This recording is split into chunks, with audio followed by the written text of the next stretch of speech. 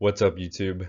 And finally, we are done with Color Cup, and Open Great League is coming back. So today we're going to be looking at some top teams in the Open Great League.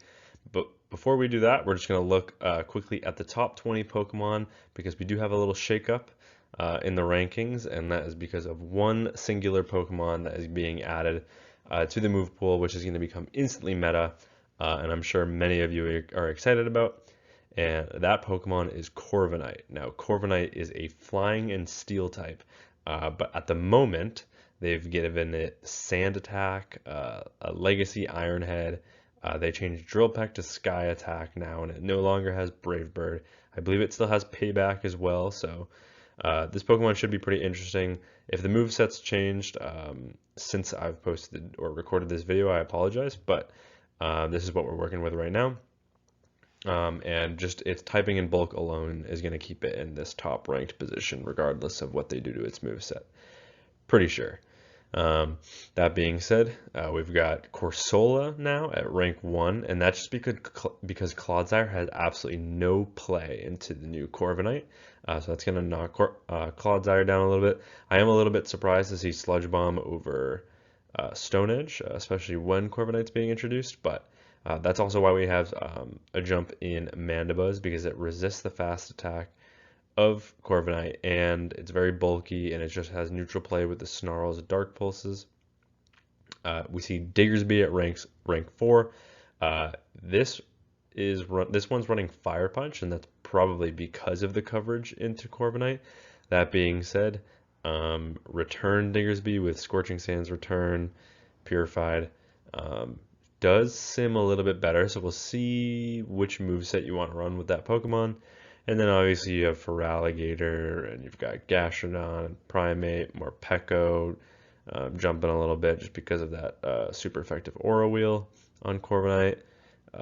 You still got Pangoro, Steelix getting a little bit of a jump because of the Thunder Fang and being able to resist Sky Attack on that Corviknight. As well as Iron Head. So, and then you've still got your Marowak, Stunfisk getting a little bump for the same kind of reason, Azu, Jumpluff, Quagsire. So yeah, the meta is very similar, but obviously a little bit. Some Pokemon have jumped a little bit, and others have fallen. So let's just hop right in and check out some of these teams. I got 10 teams for you. So the very first team I'm showcasing is my own personal legend team. This is the team that I used to hit legend last season. It's a very strong team. You've got one weakness in Dunsparce on the lead, and that is fighting, and then you've got two answers to fighting in the back, right? Very simple. Dunsparce has great coverage into virtually everything. It does struggle a little bit with ground types because rollouts are resisted, so you have a Jumpluff in the back to answer that. As you can see, the team is pretty well rounded. It does, however, struggle a little bit against Corviknight, as you can see there. It looks like Malamar actually wins that matchup, which is interesting. But then Dunsparce has a soft loss, and so does Jumpluff. But soft losses aren't too bad as long as you're not getting rolled. So yeah, that's the first team, my legend team. The next team is a team with Corviknight. So this is what I think is going to be absolutely meta and dominant and everywhere, and that is Mudboy plus Corviknight. And that's because if you've been playing for GBL a while, you know the Mudboy plus Skarmory core existed forever. It was one of the strongest cores. It's basically impenetrable. And the combination of the two is just a really, really strong core. So now you just update that into the new season, and you've got Gastrodon as your top Mudboy, and then you've got Corviknight as your new Steel Flyer to replace Skarmory, and then Goodra as your safe swap just because it does well into Grass, which is your one weakness on the front, and then it also does well into Electric and Fire, which is your only two weaknesses in Corviknight in the back. So a very safe swap there. And as you can see, it's a pretty dominant team, but you are going to notice for a lot of these teams, Corsola and Mandibuzz are just so neutral and so strong into every single team that they actually like do well against all three. So The next team is a team I actually got from Home Slice Henry. He used this team, and it's a very strong team. It's been showcased as well in regionals because it is such a strong team. And it's pretty simple, right? I mean, you've got your weakness of like poison in the front, and then you've got two Pokemon in the back that resist poison, as well as grass, which you resist on Drapion, and yeah, but the team is really strong. Obviously, Corsola is incredibly strong and very just neutral into a lot of the meta. So that's kind of the strength of this team, and also there's a lot of bulk, and Drapion is really good at flipping switch, so if you need to, you can play it out. Next team is a little bit glassier, but it's the Talonflame Morpeko core. This core is incredibly strong because Morpeko is weak to fighting, it is weak to ground, it is weak to fairy, and Talonflame resists all of that. So obviously that core is really good. And then Talonflame and Serperior also have a pretty good core together. So you've got Talonflame on the lead with two Pokemon in the back that it has a really strong core with. And then obviously Talonflame is going to struggle with water. And then both of your Pokemon in the back are going to be good against those water types. Next team is a pretty bulky team that we saw early on last season, and that was the Clodsire Feraligatr core plus Manabuzz as your third. And that's just because obviously on Feraligatr you've got two weaknesses. It's just grass and electric. You don't resist grass on Clodsire, but you do hit super effective with the Poison Sting and Sludge Bombs. And then you obviously double resist the electric, and you have Earthquake for the electric Pokemon. That being said, you've got a double electric weakness in the back, so when you save swap Feraligatr, if they happen to have an electric Pokemon, you bait it out, you punish with Clodsire, and Manabuzz roams free. And then obviously Manabuzz is good against your grass types as well, and your ground types that Clodsire is weak to, and so is Feraligatr. So very strong team that I wouldn't be surprised if it comes back a little bit this season. And also, Clodsire has resisted poison stings on Corsola, whereas the back two Pokemon hit super effective with their fast move on Corsola. This is a core that was absolutely everywhere the last time the Great League rotation was around. It is just an incredibly strong team, and I'm honestly excited that Corviknight is being introduced to kind of break up this core a little bit. It's Malamar, Diggersby, Toxapex. As you can see, I put the Fire Punch one over here, but I actually simmed, I believe, the return Diggersby, just because I think it's going to be a little bit better. Obviously not into your Corviknight matchup, but into pretty much everything else. And yeah, I mean, this team was absolutely everywhere because it's so strong. It's just really flexible. You kind of fight for alignment with Malamar. And then you have two Pokemon in the back which have a really strong core, and they're also both super bulky, so even in negative matchups they do well, and that's just kind of the strength of this team.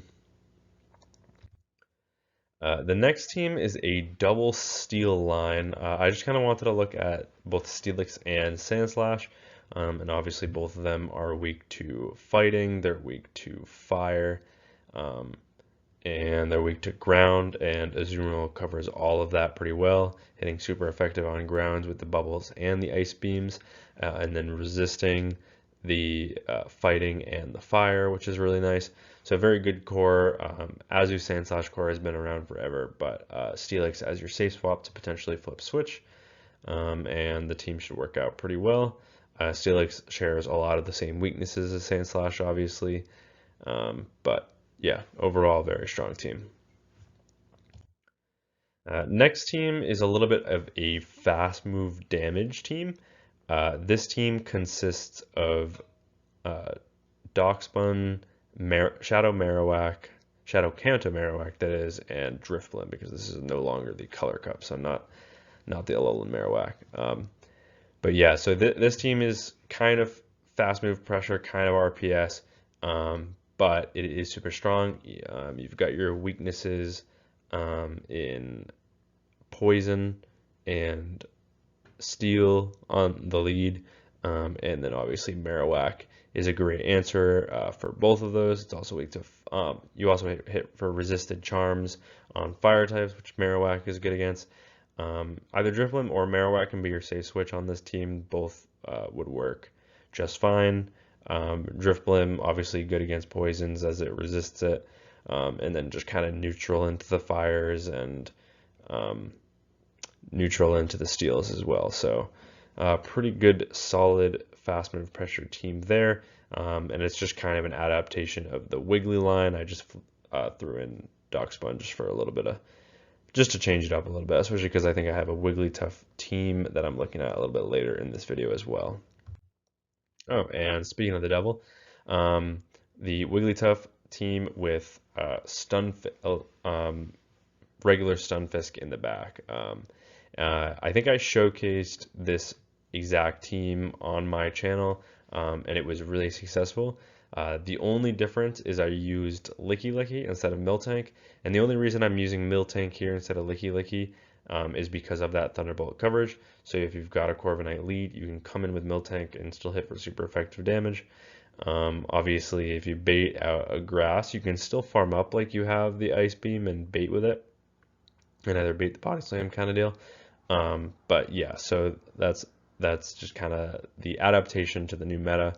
I believe Miltank is actually still ranked lower. I think Licky maybe just has a little bit better bulk in the Great League, but that being said, that the Wigglytuff plus Stunfisk core is just really strong, and now would be a great time to use it with pretty much any save swap, but I think Miltank works pretty well. And then the last team of the video I've got for you guys is Shadow Quagsire, Primeape, and Ariados. This is a pretty glassy team, but it does do well into the majority of the meta. I haven't really looked at Primeape yet, and it's one of the top ranked Pokemon.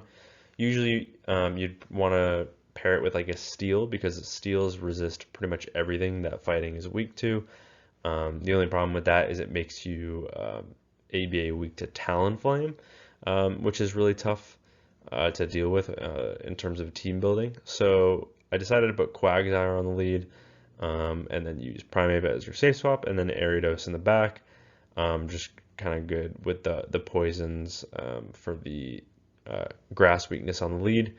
And then you've kind of got a double weakness to Ghost in the back, kind of. Primeape can deal with it with its Rage Fists, but yeah, it's a pretty glassy team. These are quick wins or quick losses kind of teams. So yeah, I mean that is 10 teams for the Open Great League.